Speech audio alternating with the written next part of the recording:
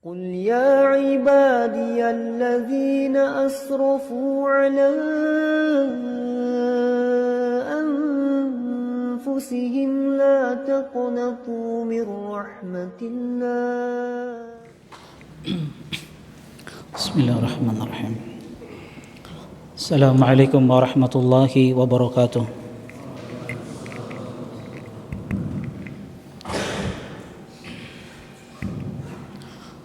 الحمد لله الكريم المنان ذي الفضل والإحسان الذي هدانا للإيمان وفضل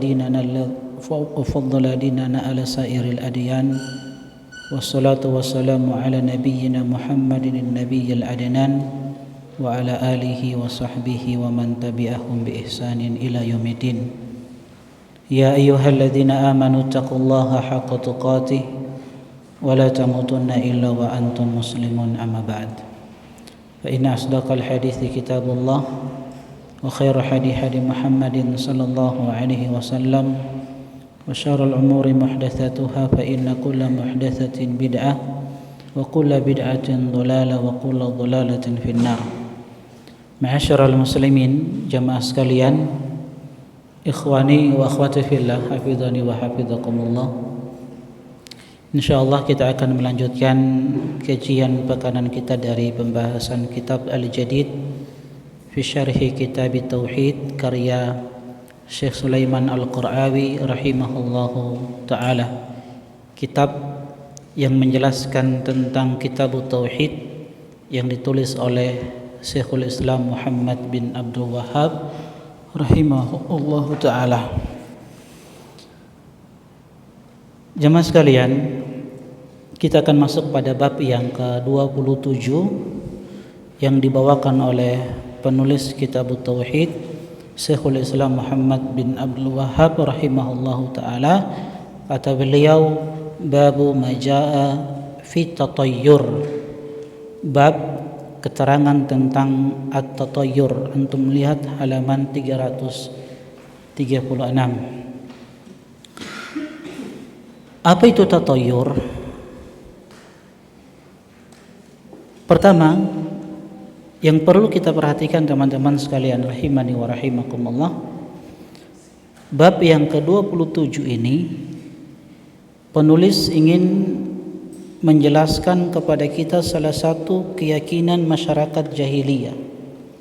Bahkan ini merupakan tradisi orang-orang di luar Islam yang kemudian ini menyebar di tengah-tengah masyarakat kaum muslimin. Keyakinan yang menyimpang yang banyak tersebar di tengah-tengah kita, sadar atau tidak kita sadari. Apa keyakinan yang menyimpang ini teman-teman sekalian? Anggapan bahwa ada hal-hal yang tidak boleh dilakukan oleh seseorang karena bisa mendatangkan kesialan, atau dalam bahasa kita hari-hari disebut dengan pamali. Inilah pembahasan at-tatayyur. Maka teman-teman sekalian, kita ingin definisikan dulu apa itu tatayyur sebelum kita masuk pada dalil-dalil yang dibawakan oleh penulis kitab Syekhul Islam Muhammad bin Abdul Wahhab rahimahullahu ta'ala. Tatayyur itu sendiri dari sisi bahasa, dia diambil dari kata ta'ir, burung. Kenapa tatayyur diambil dari kata ta'ir? Karena dulu masyarakat jahiliyah, kalau mereka ingin melakukan sebuah safar perjalanan, ingin keluar dari rumah-rumah mereka, maka mereka mengambil satu burung, satu jenis burung khusus yang kemudian burung itu diterbangkan. Kalau burung ini terbang ke arah kiri, ke sebelah kiri, maka mereka meyakini ini mendatangkan kesialan, sehingga mereka urungkan niat untuk melakukan safar perjalanan. Jadi tidak jadi pas safar. Tapi kalau burung tersebut dia terbang ke arah kanan, maka mereka beranggapan bahwa ini mendatangkan keberuntungan, maka mereka pun melakukan safar perjalanan. Ini dalam bahasa kita disebut tatayyur atau tiarah. Bisa dipahami? Nah, Imam Ibn Qayyim rahimahullahu ta'ala di dalam kitab Miftah dari Sa'adah, beliau mendefinisikan kata tatayyur. Tatayyur kata beliau, huwa tasya'umu minasyai'il mar'i awil masmu'i. Tatayyur itu kata beliau adalah tasya'um, merasa sial, takut sial karena sesuatu yang dilihat, awil masmu' atau sesuatu yang didengar, atau bisa juga sesuatu yang diketahui. Maka itulah tatayyur. Jadi menganggap sial sesuatu yang dilihat. Seperti apa? Kalau ada seseorang yang mau keluar, tiba-tiba dia ketemu dengan orang yang buta misalkan, atau dia ketemu dengan seseorang yang wajahnya itu sangat buruk, sehingga dia bilang, oh, mudah apa sial ini, mudah apa musibah ini kalau anak berangkat ini ketemu dengan orang seperti ini.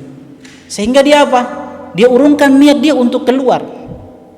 Atau dia mau melamar akhwat misalkan, baru ketemu dengan orang-orang yang wajah mereka sangat menakutkan, sehingga mereka katakan, oh ini ada sesuatu yang buruk nanti kalau anak meneruskan lamaran.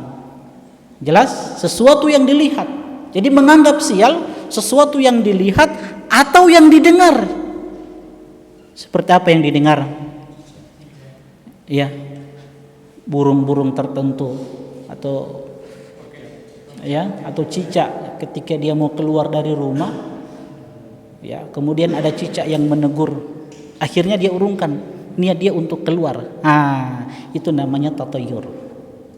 Atau sesuatu yang dia ketahui, menganggap sial dari sesuatu yang dia ketahui, dia kaitkan dengan angka-angka tertentu, misalkan angka 13, atau dia kaitkan dengan hari-hari tertentu, dengan bulan-bulan tertentu, atau dikaitkan dengan benda-benda tertentu, atau dengan tempat-tempat tertentu.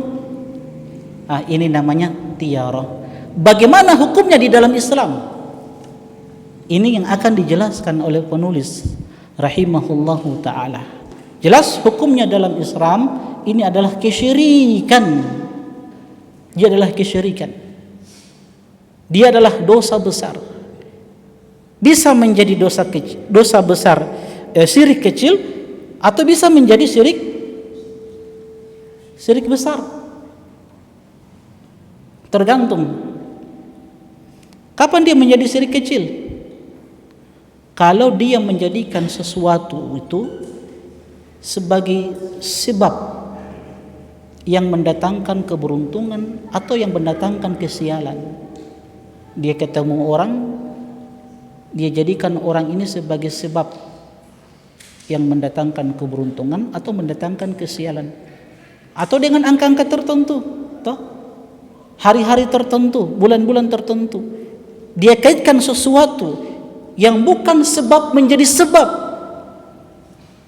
yang tidak dijelaskan oleh dalil-dalil, tidak pula secara ilmiah dibuktikan. Jelas? Ini menjadi syirik kecil. Adapun menjadi syirik besar kalau dia meyakini bahwa benda itu satu-satunya yang bisa mendatangkan keberuntungan dan bisa menimpakan keburukan selain Allah Subhanahu wa taala. Ini syirik besar. Tapi rata-rata di masyarakat kita jatuh pada syirik kecil. Mereka yakini ini cuma sebagai sebab saja. Allah Subhanahu wa taala yang menimpakan keburukan tersebut. Allah Subhanahu wa taala yang mendatangkan keberuntungan. Nah, dari mana? Dari sisi mana dia dikatakan sebagai syirik? Tatayyur ini atau pamali ini dikatakan sebagai syirik dari sisi mana?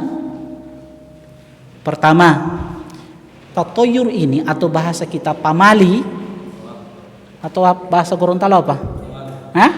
Luanga. Bahasa Gorontalo luanga atau pamali, apalagi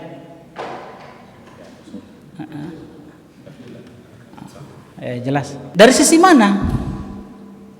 Pamali ini, lowango ini, tiaro ini dikatakan sebagai syirik dari sisi mana? Dari sisi yang pertama, bahwasanya seseorang itu ketika dia mengaitkan kesialan atau keberuntungan itu pada benda tertentu, hari tertentu, bulan tertentu, maka sungguh dia telah menggantungkan hatinya kepada selain Allah Subhanahu wa taala. Dia telah bertawakal kepada selain Allah Subhanahu wa taala, dan tawakal itu adalah ibadah. Dia ibadah apa? Ibadah hati. Dan Allah Subhanahu wa taala di dalam Al-Qur'an mengingatkan kepada kita, memerintahkan kepada kita, wa 'alallahi fatawakkalu in kuntum mu'minin. Dan hendaklah kepada Allah kalian bertawakal kalau betul-betul kalian beriman kepadanya. Artinya kalau tidak beriman, dia tidak bertawakal kepada Allah Subhanahu wa taala. Jelas dari sisi yang pertama ini bahwasanya tawakal itu adalah ibadah hati. Ketika seseorang mengaitkan kesialan dan keberuntungan itu dengan benda-benda tertentu, dengan sesuatu yang bukan menjadi sebab, maka sungguh dia telah beribadah kepada selain Allah Subhanahu wa taala. Ini jatuh pada syirik apa? Uluhiyah atau rububiyah? Hah?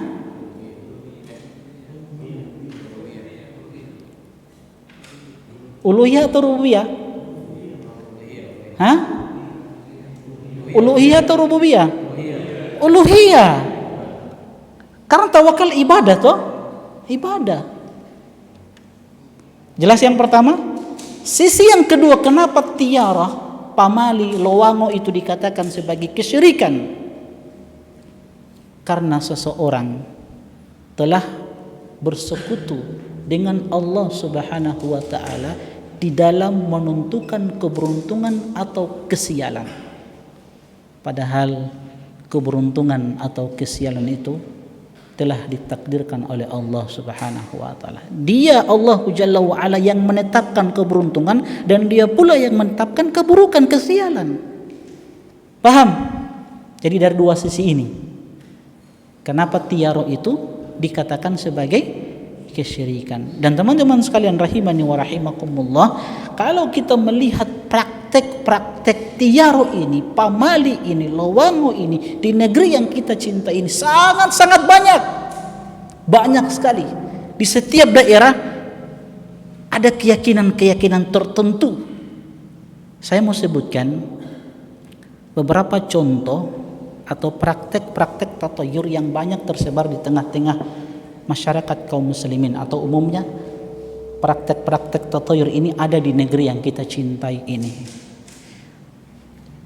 Ada 10 praktek contoh, dan ini disebutkan oleh Al-Ustadz Al-Fadil Abdullah Zain hafizahullahu ta'ala.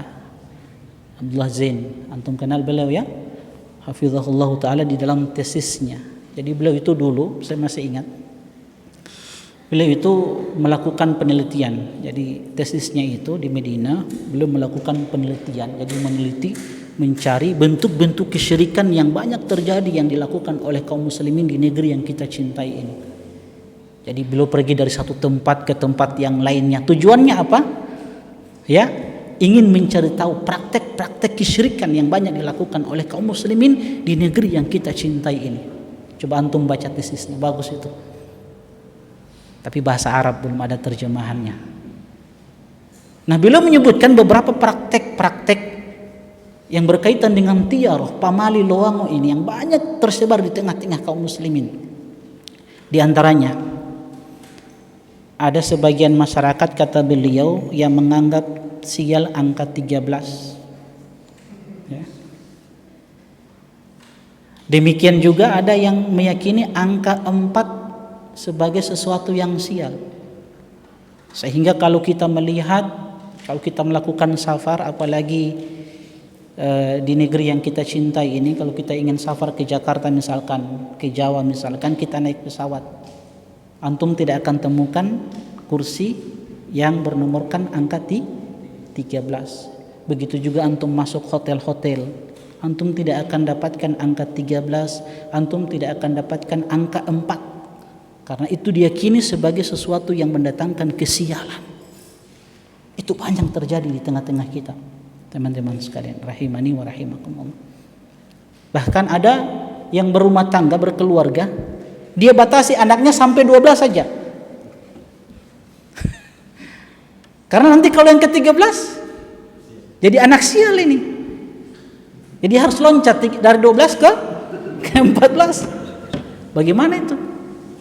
Jadi cukupkan satu istri pertama 12, nanti cari istri yang kedua, bikin lagi 12 anak. Banyak di daerah kita ada ya, seperti itu. Praktek yang kedua dari praktek totoyur atau pamali lowango yang banyak tersebar di tengah-tengah kaum muslimin, adanya sebagian kaum muslimin yang meyakini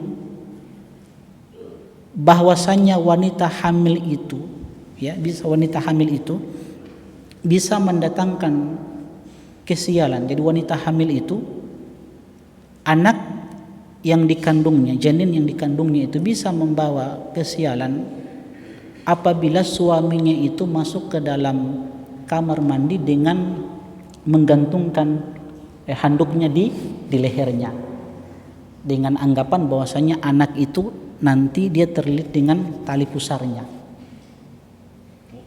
Nah, banyak seperti itu. Ya, apalagi wanita hamil tidak boleh duduk di depan pintu rumah. Ya, begitu ya? Ada begitu? Ah, iya. Apalagi? Apalagi banyak ya? Nah, beliau juga sebutkan di yang ketiga, keyakinan sebagian masyarakat kita, jika ada seorang gadis yang belum menikah, gadis perawan, maka dia tidak boleh duduk di depan pintu. Dengan anggapan apa? Kalau dia duduk di depan pintu, maka tidak akan ada laki-laki yang datang menghitbah dia. Sampai tua dia tidak akan menikah, begitu alasannya. Tapi kalau secara logis, secara logika, kalau kita berpikir, akhwat seorang wanita kalau duduk di depan pintu harusnya dia dapat jodoh, kan begitu, depan pintu rumah kan nanti kan ikhwan lewat di depan pintunya kan dilihat waktu itu dia dapat jodoh, harusnya begitu tuh secara logika. Tapi begitulah. Yang keempat, keyakinan terkait dengan burung gagak. Kalau ada burung gagak yang berkumpul terbang di atas rumah, kemudian burung gagak itu teriak-teriak, keyakinan sebagian kaum muslimin bahwasanya ada tanda bahwasanya karib kerabat kita akan meninggal, akan mati. Apalagi keyakinan sebagian masyarakat, kata beliau hafizahullah taala, apabila terjadi hujan gerimis saat adanya matahari, hujan orang mati, ya, orang Gorontalo bilang hujan orang mati, pertanda bahwasanya akan ada orang yang meninggal. Itu ada di masyarakat kita dan di luar Gorontalo. Apalagi keyakinan sebagian masyarakat, jika ada anak lahir pada waktu maghrib, maka anak itu akan meninggal dengan kondisi yang menakutkan, mengenaskan. Sehingga apa? Sehingga kalau ada anak yang terlahir pada waktu maghrib di sebagian daerah, dan ini di Jawa banyak, maka mereka melakukan ibadah-ibadah tertentu atau ritual-ritual tertentu supaya anak ini terselamatkan dari kematian yang mengenaskan. Artinya sudah melakukan kesyirikan, melakukan lagi ibadah bid'ah. Jadi ibadah bid'ahnya ini dibangun di atas kesyirikan. Luar biasa ya. Kan keyakinan bahwasanya anak yang terlahir di waktu maghrib akan mati dalam kondisi yang mengenaskan. Maka dibuatlah satu ritual supaya ritual ini menyelamatkan anak tersebut. Toh, kita katakan ritual ini bid'ah. Kenapa bid'ah? Karena tidak ada tuntunan dari Nabi SAW. Ternyata ritual ini dibangun di atas kesyirikan. Inilah bahayanya kejahilan, nanti akan disebutkan oleh penulis. Bahayanya kejahilan, kebodohan. Sudah melakukan kesyirikan, ditambah lagi dengan bid'ah.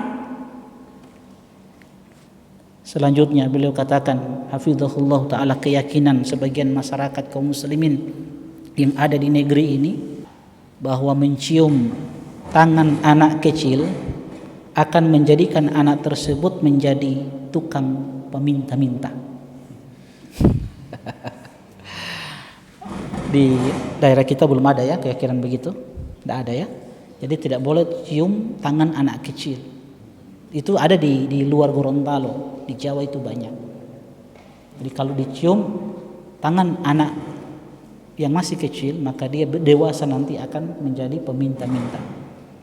Ya, itu pamali itu. Apalagi keyakinan bahwa ada orang yang meninggal pada hari Sabtu, maka anggapan sialnya mayit tersebut akan mengantarkan kepada kematian untuk orang lain, terkhusus karib kerabat. Jadi kalau ada yang mati di hari Sabtu keluarganya, maka siap-siap tunggu jo, karib kerabat dekatnya ada yang meninggal. Apalagi keyakinan bahwa jika ada anak gadis perawan yang memakan bagian sayap ayam, apa anggapan sial mereka? Maka satu saat nanti kalau dia menikah, suami perempuan tersebut akan pergi membawa wanita ini ke tempat yang sangat jauh, akan dipisahkan dari orang tuanya. Iya, begitu. Dan itu konsekuensi dari apa? Pamali lowango, menjadikan hidup kita itu sulit, susah. Dan memang begitu kesyirikan, sesuatu yang tidak datang dari Islam menjadikan hidup kita itu sulit. Makanya bersyukur teman-teman sekalian, kita bisa mengenal sunnah Nabi Sallallahu Alaihi Wasallam. Apalagi praktek-praktek tatoyur yang banyak tersebar di tengah-tengah masyarakat kita, selain dari apa yang kita sebutkan.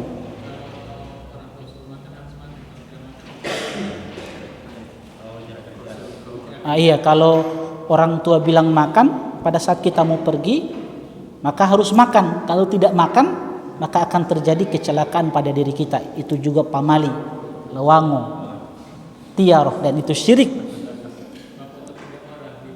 Itu bafoto 3 orang. Bisa antum buatkan satu buku, antum teliti, satu buku saja khusus memang praktek-praktek tatoyur yang tersebar di tengah-tengah kita. Apalagi? Ayo payango lagi tuh. Sebelum bangun rumah itu kan? Itu ya. Harus diarahkan ke 4 sisi. Begitu. Itu juga pamali itu. Itu tatoyur namanya, tiara. Apalagi? Banyak ya? Tidak boleh makan nasi kuning di kamar. Juga.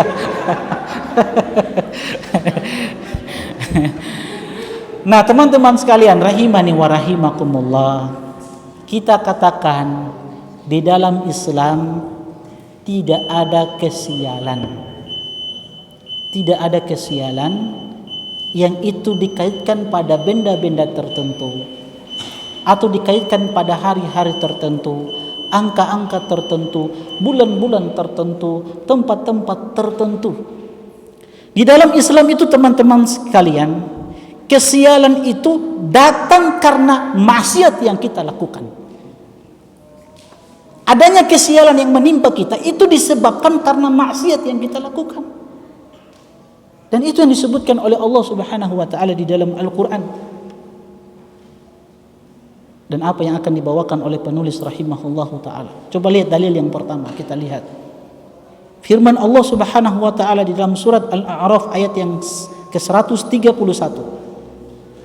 Allah Subhanahu wa ta'ala berfirman, fa idza ja'atuhumul hasanatu qalu lana hadhihi.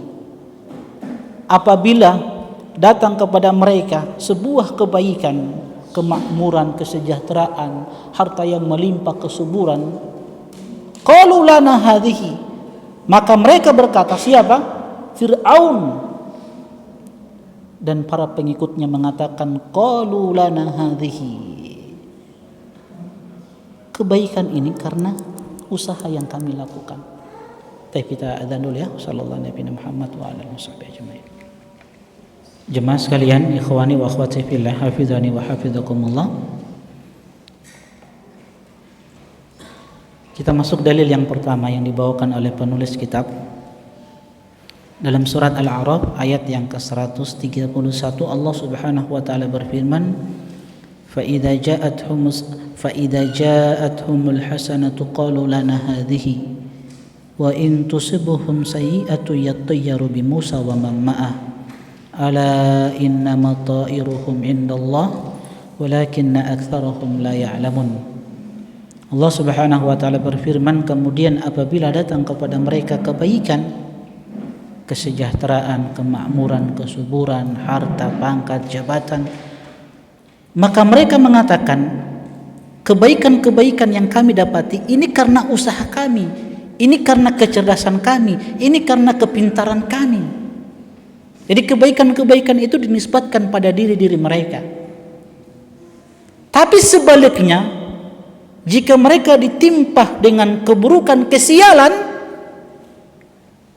maka mereka mengatakan, yatayyaru bi Musa wa man ma'ah, mereka lemparkan, nisbatkan kesialan tersebut, keburukan tersebut kepada Musa dan orang-orang yang bersama beliau alaihi salatu wassalam.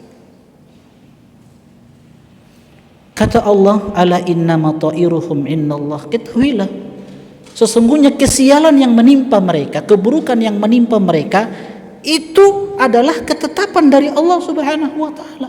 Allah yang telah takdirkan kesialan tersebut kepada mereka. Walakinna aktsaruhum la ya'lamun, tapi kebanyakan dari mereka tidak mengetahuinya. Oke, kita lihat halaman 337. Untuk buka halaman 337. Kita lihat apa penjelasan Syekh Sulaiman Al-Qara'awi, pensyarah kitab ini, terkait dengan dalil yang pertama. Kata beliau rahimahullahu taala, di dalam ayat ini, dalam surat Al-A'raf ayat yang ke-131, Allah Subhanahu wa taala mensifati kepribadian Fir'aun dan kaumnya bersama Nabi Musa alaihi salatu wasalam dan para pengikutnya, dan menggambarkan sikap Fir'aun dan kaumnya terhadap mereka, dan bahwasanya apabila keburukan menimpa mereka, menimpa Fir'aun dan kaumnya, mereka merasa sial karena Nabi Musa alaihi salatu wassalam dan para pengikut beliau, dan juga menisbatkan keburukan itu kepada mereka.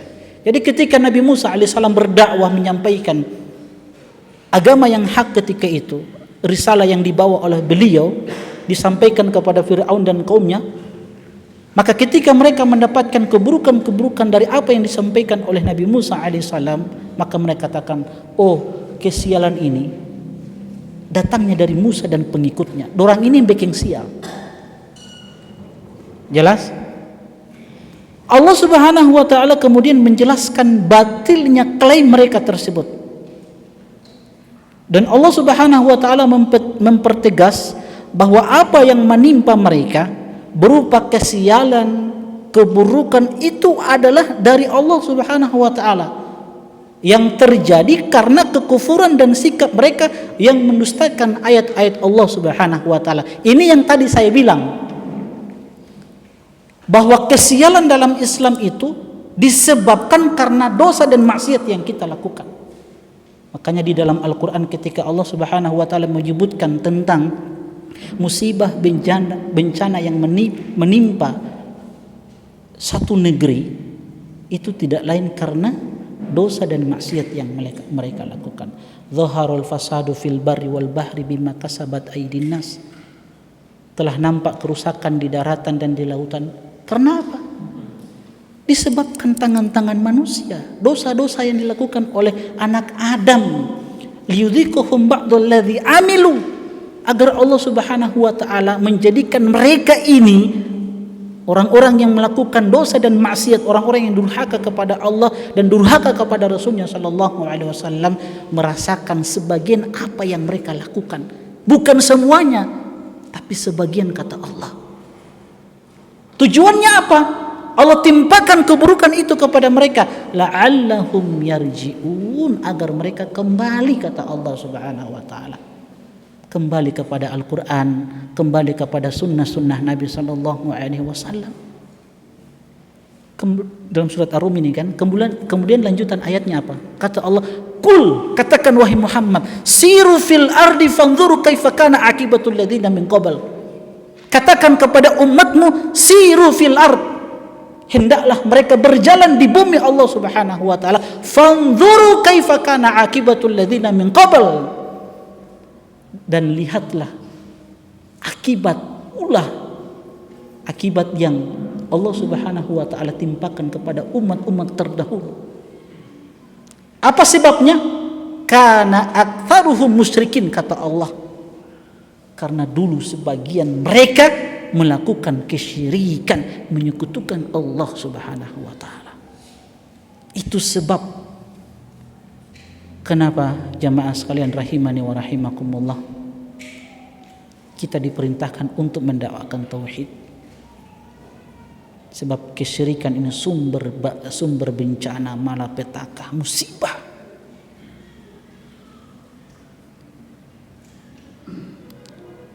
Jadi yang terjadi, yang menimpa kepada Fir'aun dan kaumnya itu disebabkan karena mereka mendustakan ayat-ayat Allah Subhanahu wa taala. Allah Ta'ala kemudian menjelaskan sebab tindakan mereka tersebut, yaitu kejahilan mereka dan tidak adanya ilmu mereka bahwa Allah Subhanahu wa taala yang menakdirkan kebaikan dan keburukan. Apa faedah yang bisa kita petik?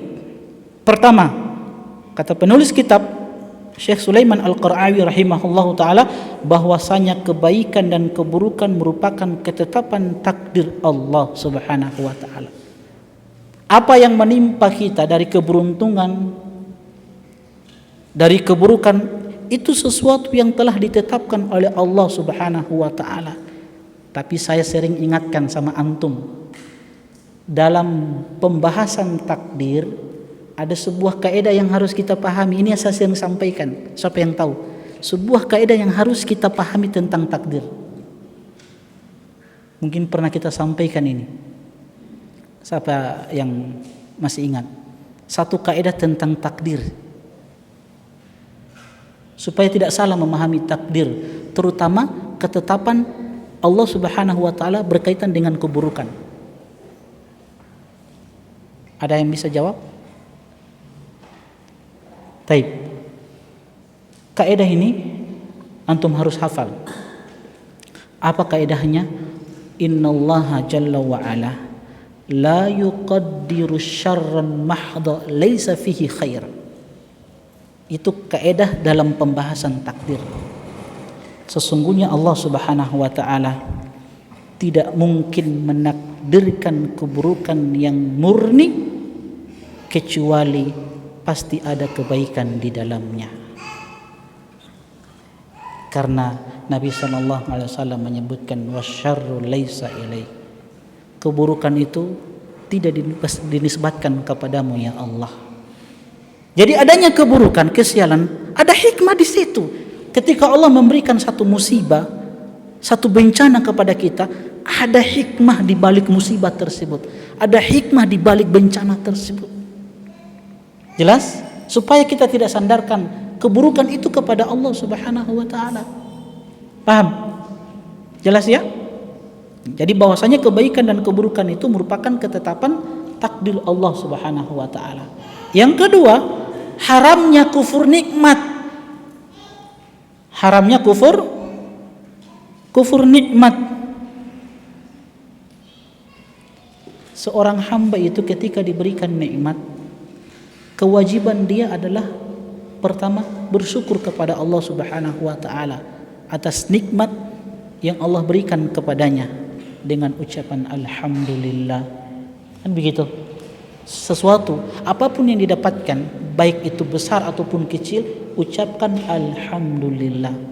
Yang kedua, bentuk syukur dia kepada Allah atas nikmat yang Allah berikan, yakini di dalam hati bahwa nikmat itu datangnya dari Allah Subhanahu wa taala, bukan karena kecerdasan kita, bukan karena kepintaran kita, bukan adanya titel kita profesor, doktor, bukan.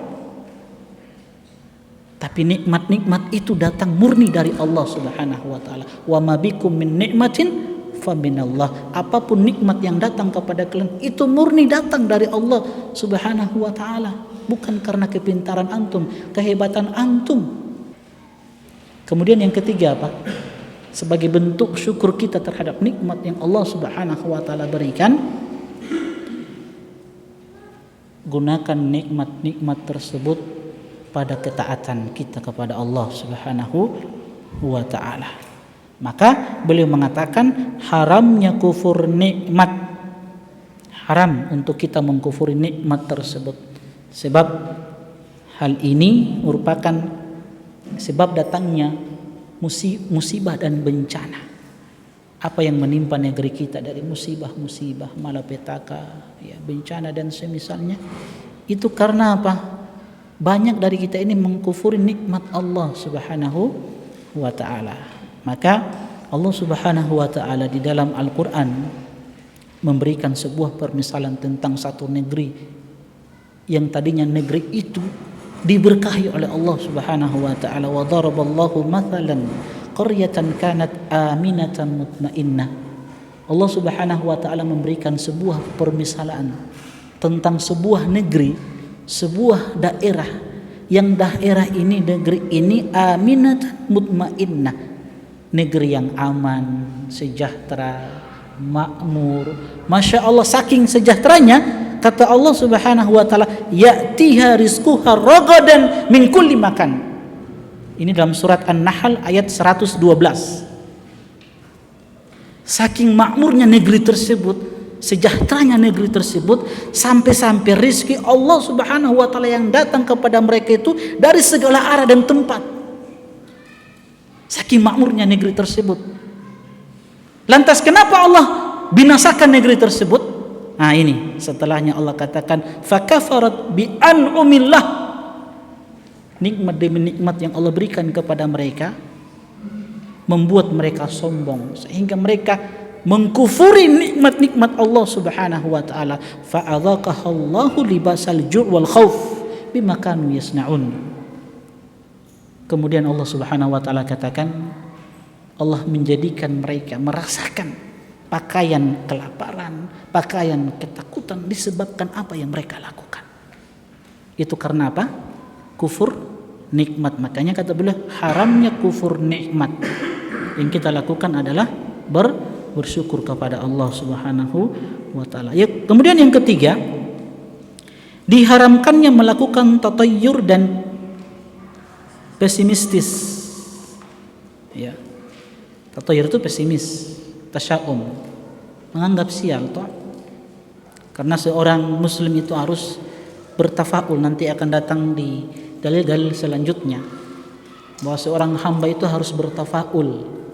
Dia harus ada sikap optimisme, semangat di dalam melakukan sesuatu. Karena prinsip orang yang beriman itu di dalam beramal sebagaimana yang disebutkan oleh Nabi sallallahu alaihi wasallam, ihris ala ma yanfa'uk wasta'in billah wa la ta'jas.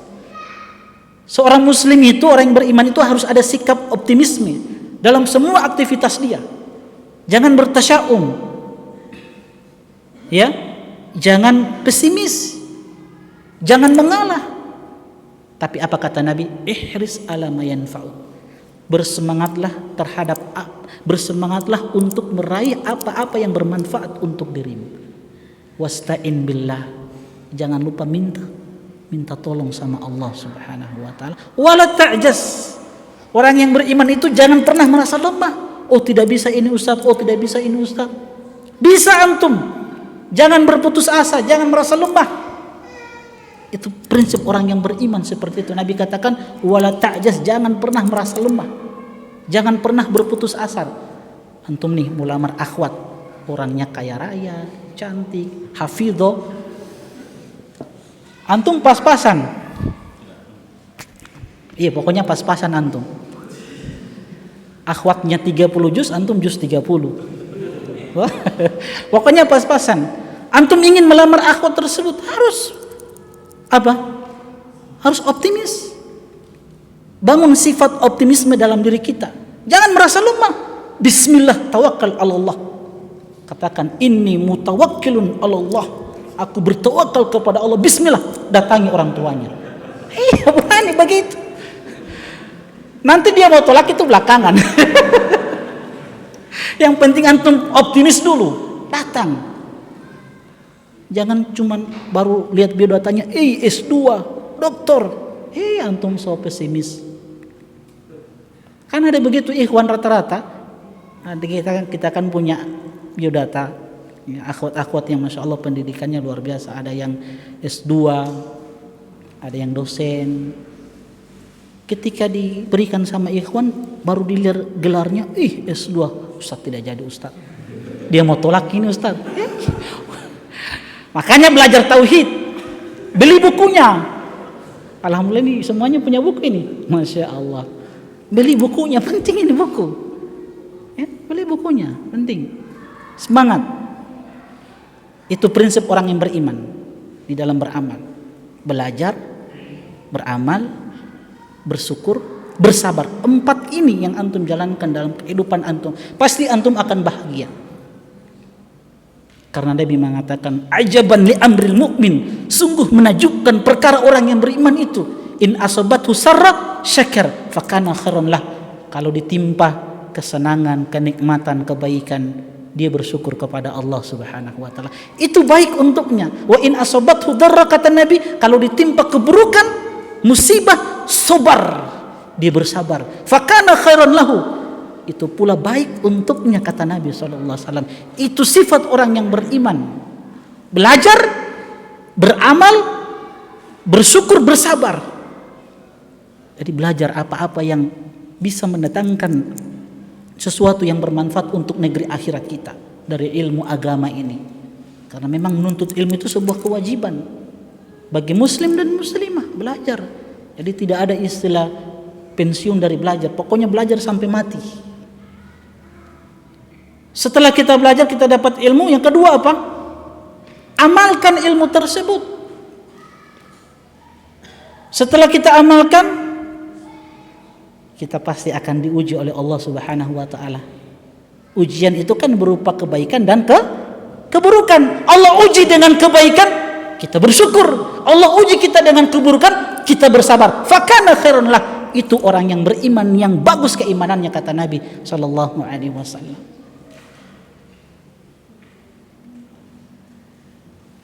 Oke, yang keempat, bahwasanya kejahilan, faedah yang keempat kata penulis, bahwasanya kejahilan adalah sebab segala keburukan. Ini terambil dari ayat apa? Ayat tadi dalam surat Al-A'raf ayat yang ke-131, Allah tutup dengan apa? Walakinna aktsarahum la ya'lamun. Kebanyakan mereka itu tidak mengetahui. Makanya kata beliau, salah satu faedah yang bisa kita petik, bahwasanya kejahilan adalah sebab segala keburukan. Terjadinya syirik, orang datang ke kuburan meminta-minta pada penghuni kuburan, mencari berkah di situ. Orang berdoa kepada selain Allah Subhanahu wa taala, orang menyembelih kepada selain Allah Subhanahu wa taala, orang mencari keberkahan pada sesuatu yang Allah tidak tetapkan itu sebagai keberkahan. Yang viral barusan ini, kaum muslimin, saudara-saudara kita datang kepada seseorang yang itu tidak beriman kepada Allah, orang yang kufur kepada Allah, untuk mencari keberkahan. Lihat, karena apa? Kebodohan. Makanya kata Umar bin Abdul Aziz, man abadallaha bighairi ilmin kana ma yufsidu aktsar mimma yuslih. Orang yang beribadah tanpa ilmu, maka kerusakan yang ditimbulkan lebih banyak daripada kebaikan, kemaslahatan. Ini pentingnya ilmu, teman-teman sekalian. Belajar dan terus belajar. Jangan pernah bosan. Kita sudah sampaikan ucapan Qatadah bin Di'amah As-Sadusi rahimahullah ta'ala pada pertemuan sebelumnya. Seorang muslim itu jangan pernah puas dengan ilmu yang dia dapatkan.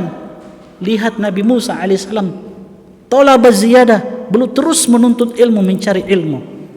Nabi kita SAW diperintahkan oleh Allah Wa qur rabbi zidni ilman. Nabi kita sallallahu alaihi wasallam tidaklah diperintahkan untuk meminta tambahan sesuatu kecuali cuma satu yang Allah perintahkan. Wahai Muhammad, minta tambahan ilmu. Allah tidak perintahkan nabinya Muhammad sallallahu alaihi wasallam untuk meminta tambahan harta, pangkat, jabatan, tidak. Tapi wa qur rabbi zidni ilman. Wahai Muhammad sallallahu alaihi wasallam, minta kepadaku tambahan ilmu. Apa hubungan ayat ini dengan judul bab? Hubungannya adalah dari segi bahwa ayat ini menunjukkan haramnya melakukan tatoyur, pamali, lawangu. Hubungan ayat ini dengan tauhid adalah karena ayat ini menunjukkan bahwa perbuatan tatoyur itu adalah sebuah kesyirikan. Karena ini bergantungnya hati kepada selain Allah dan menetapkan sebab selain Allah Subhanahu wa taala. Yang tadi kita sampaikan dari dua sisi, kenapa tiarah itu, pamali lowang itu disebut kesyirikan? Karena dua sisi ini. Pertama apa? Adanya hati yang bergantung kepada selain Allah. Itu kan tawakal toh. Dan tawakal itu ibadah. Wa 'alallahi fatawakkalu in kuntum mu'minin.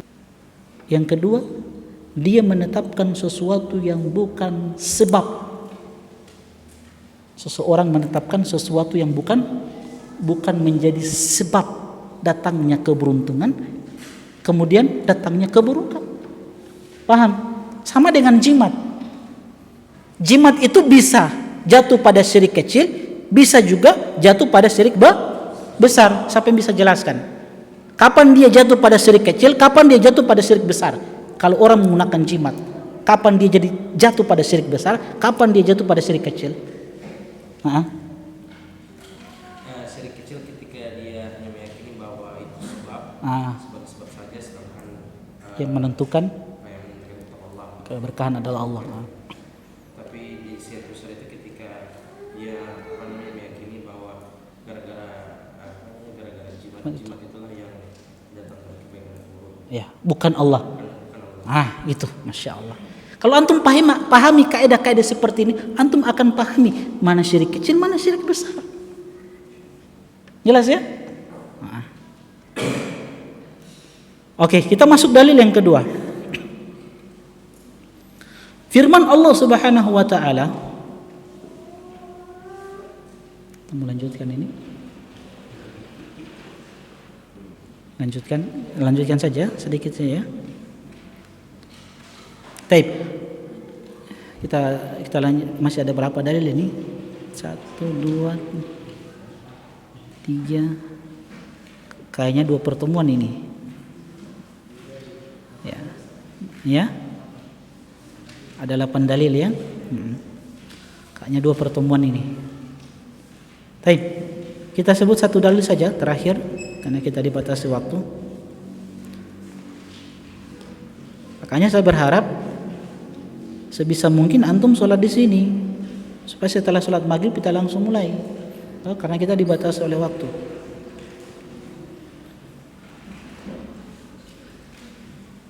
Baik, dalil yang kedua, firman Allah Subhanahu wa taala dalam surat Yasin ayat ke-19. Allah Jalla wa ala berfirman, qalu ta'irukum ma'akum in dzukirtum bal antum qaumun musrifun.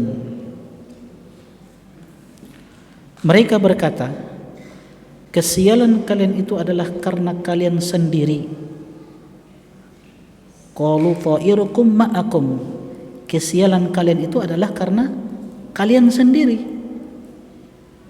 In dzukirtum, apabila kalian diberikan peringatan, bal antum qaumun musrifun, sebenarnya kalian adalah kaum yang melampaui batas. Apa kata Syekh Sulaiman Al-Qur'awi rahimahullahu taala? Dalam ayat ini Allah Subhanahu wa taala menjelaskan bahwasanya ketika para rasul datang kepada kaum mereka untuk memberikan nasihat, wejangan, peringatan, mereka ini, satu kaum ini yang didatangi oleh para rasul yang Allah utus di tengah-tengah mereka malah merasa sial karena para rasul itu. Jelas?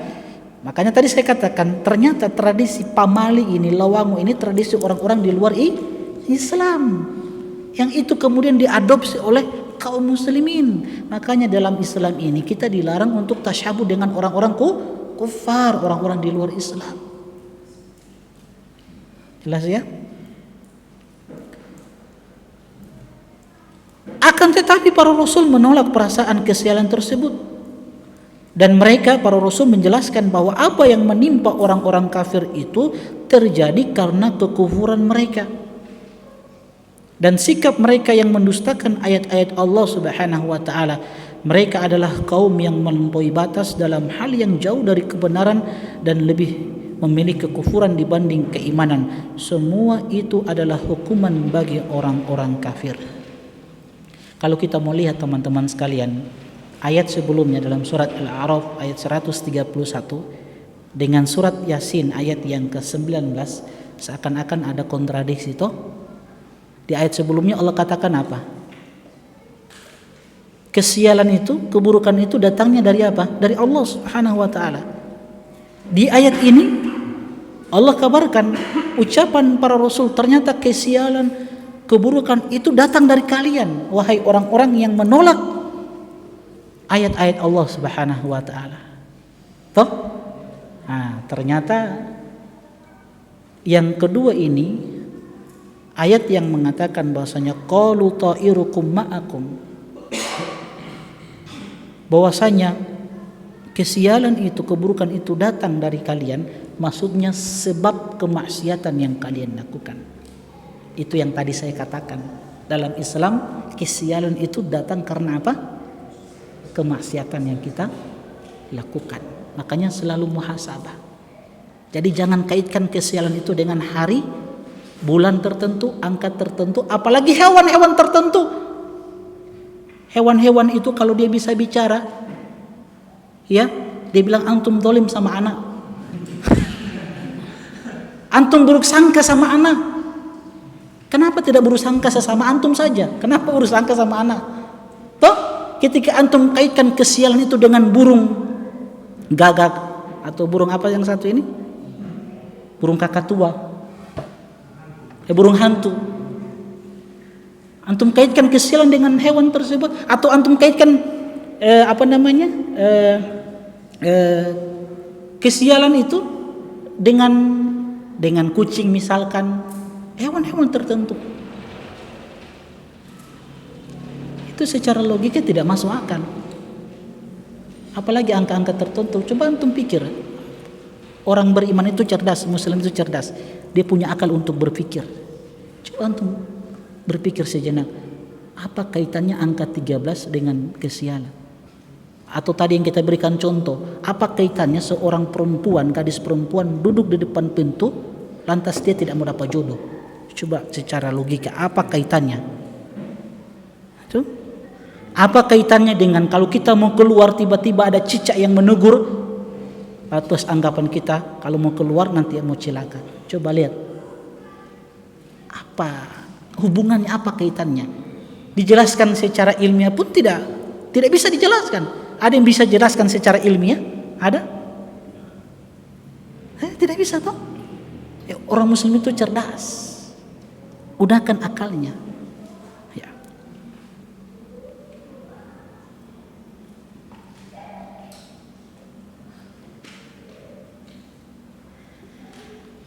Apa faedah yang bisa kita petik?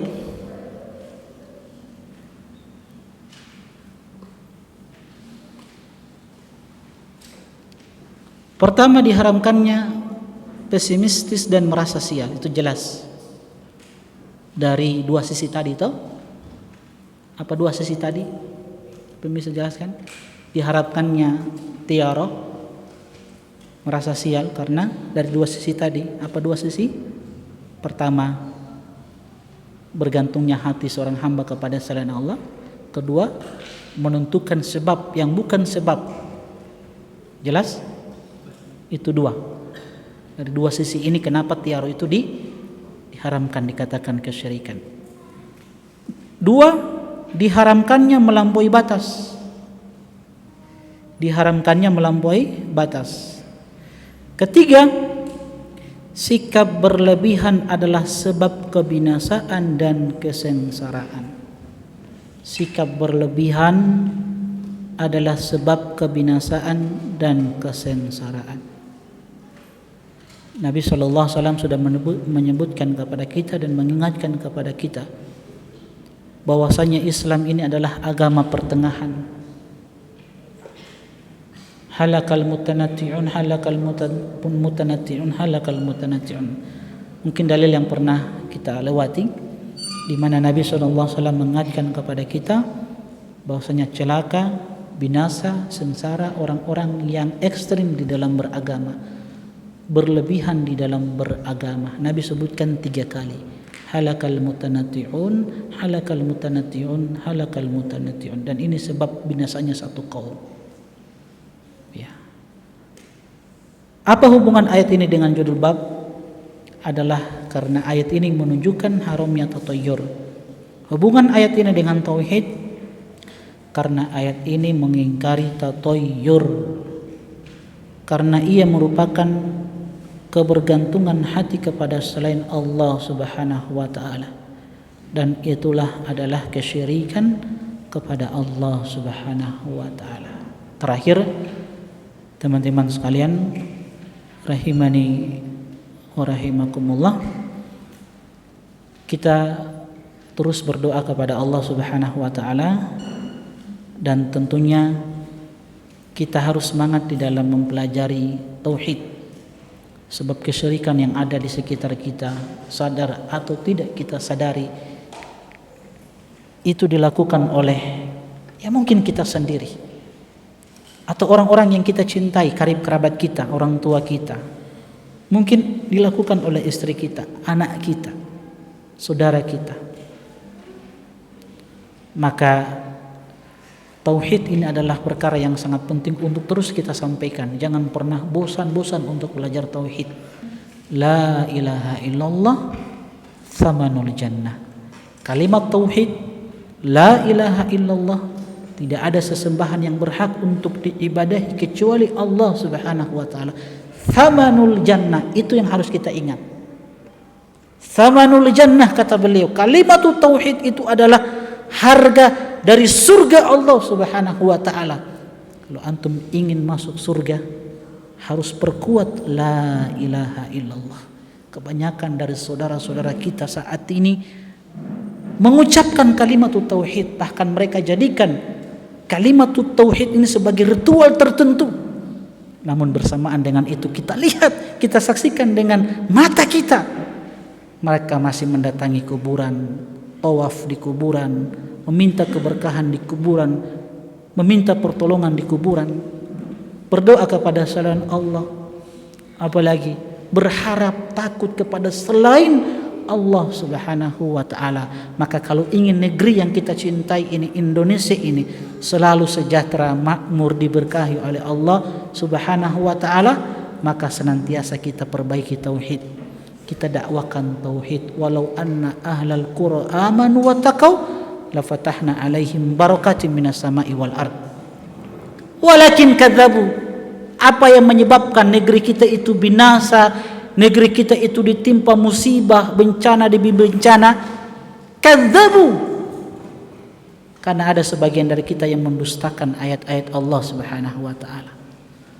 Karena ada sebagian dari kita melakukan kesyirikan, praktek riba di mana-mana, perzinahan di mana-mana, khamar di mana-mana. Itu yang menyebabkan Allah binasakan satu negeri. Fakullan akhadna bidzambihi, kata Allah. Setiap dari mereka kami binasakan disebabkan bidzambihi, karena ada dosa yang dilakukan oleh mereka. Jadi kesialan, keburukan itu ada menimpa kita karena apa? Dosa dan maksiat. Itulah yang dikatakan oleh sebagian salaf, dulu salaf, kalau melakukan satu dosa, satu kemaksiatan, maka kesialan itu mereka dapati pada istri dan kendaraan mereka. Dulu sebagian salaf kalau melakukan dosa, mereka katakan, inni asaitullah, kalau aku berbuat dosa maka aku mendapati keburukan tersebut, kesialan itu pada fi khuluqi dabbati wa zaujati. Aku dapatkan kesialan itu pada kendaraanku, apalagi pada istriku, pada keluargaku. Jadi kalau istri marah-marah, istri membangkang, antum muhasabah. Bisa jadi ada maksiat dosa yang antum lakukan. Makanya Nabi sallallahu alaihi wasallam mengingatkan kepada kita ini yang sudah berumah tangga, Nabi mengatakan, "Mata habba rajulani thumma iftaraqa." Tidak ada dua orang yang saling mencintai, kemudian mereka bertengkar, berselisih, yang berujung kepada perceraian. Illa bidzambin yuhditsu ahaduhuma.